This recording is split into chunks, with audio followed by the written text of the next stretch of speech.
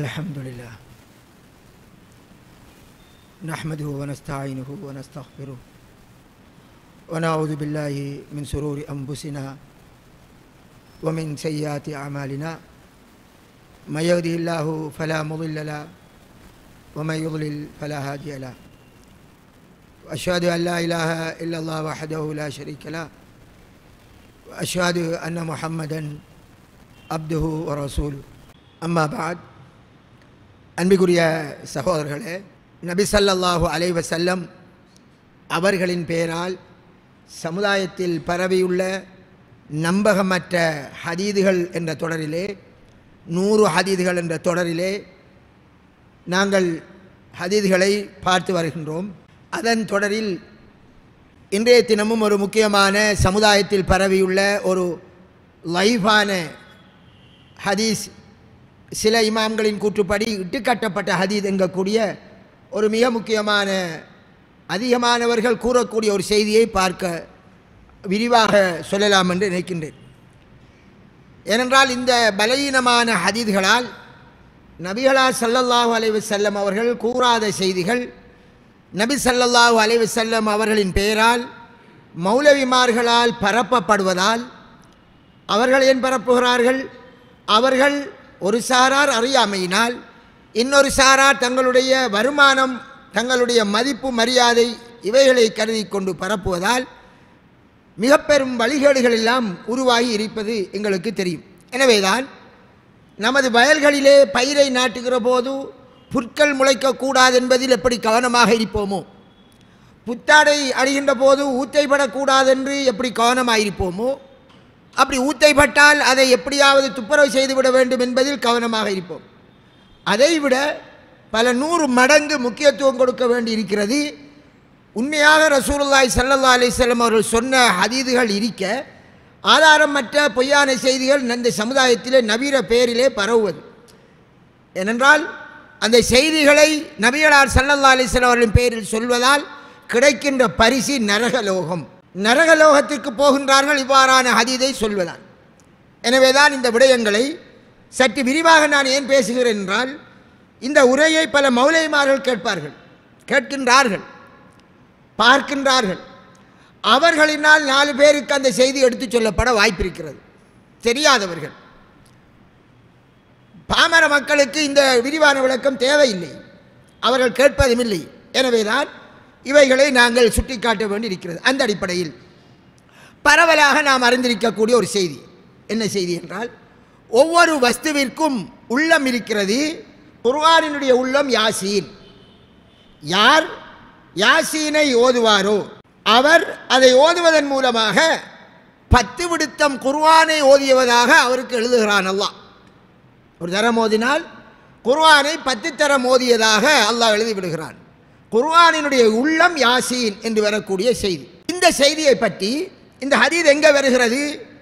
பல கிரந்தங்களில் வருகிறது. உதாரணம், இதோ என் கையில் இருக்கிறது இமாம் திர்மிதி ரஹ்மத்துல்லாஹுடைய திர்மிதி கிரந்தம். இந்த கிரந்தத்தில் வருகிறது.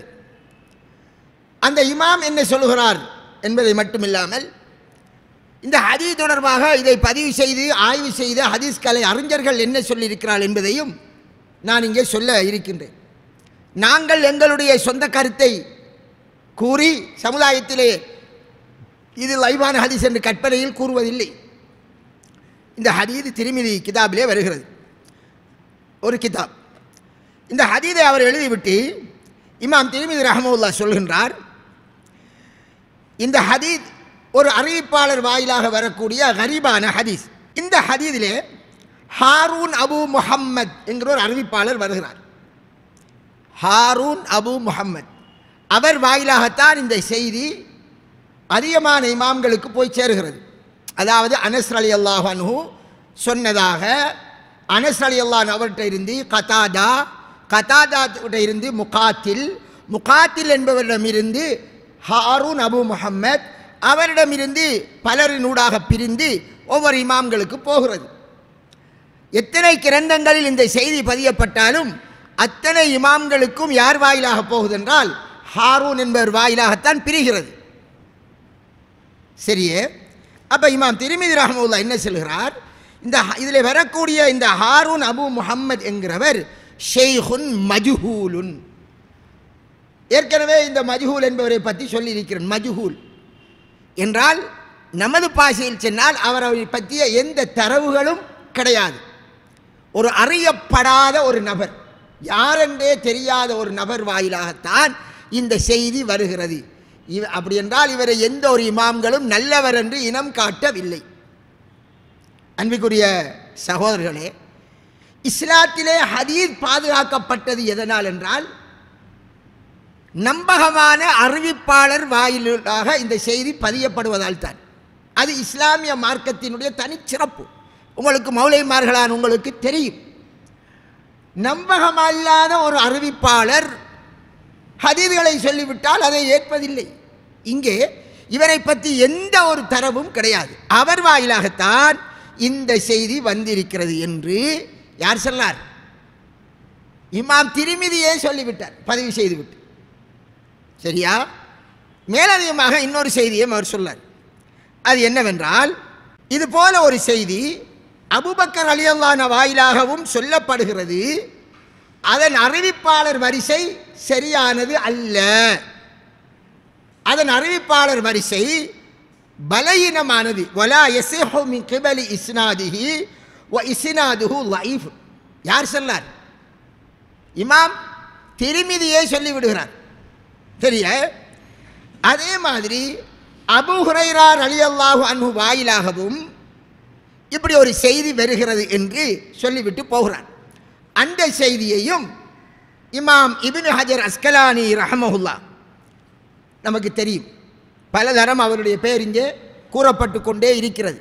இமாம் இப்னு ஹஜர் அஸ்கலானி ரஹ்மஹுல்லா அவர்கள் அவருடைய அல் மதாலிபுல் ஆலியா என்ற அவருடைய கிதாபிலே அந்த செய்தியை சொல்லுகின்றார். அபூ ஹுரைரா ரலியல்லாஹு அன்ஹு வாயிலாக இமாம் பைஹகி அவருக்குரிய ஒரு ஹதீஸ் கிதாப் இருக்கிறது, ஷுஅபுல் ஈமான் என்ற ஒரு ஹதீஸ் கிதாபு. அந்த கிதாபில் பதிவு செய்கிறாரு.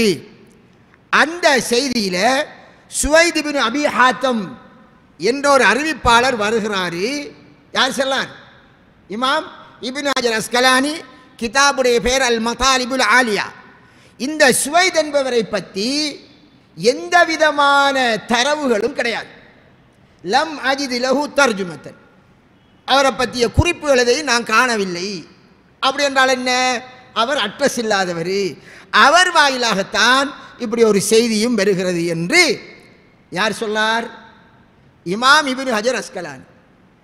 அண்மையிலேயும் ஒரு சகோதரர் என்ற காதுக்கு கேட்கிறது, குர்ஆனுடைய உள்ளம் யாசீன் என்று சொல்லப்படுகிறது. அப்படி கொண்ட குர்ஆனுடைய உள்ளத்தை நாங்கள் சப்ளை பண்ண வேண்டும். என்ன நடக்குது என்றால், ஒருவர் மௌத்தானா என்ன செய்கிறாங்க? மௌத்தானவர் பெயரில் யாசின் குர்ஆனை அடித்து என்ன செய்கிறார்கள்? பள்ளி வாசல்களுக்கெல்லாம் ஹதியா செய்கிறார்கள். யாசின் சூரத்துக்கென்று அவ்வளவு முக்கியத்துவம் கொடுக்கிறார்கள். ஏனென்றால் இந்த மாதிரி ஹதீஸ் இருப்பதால், ஹதீஸ் என்று மக்கள் மத்தியில் பரவியதால்.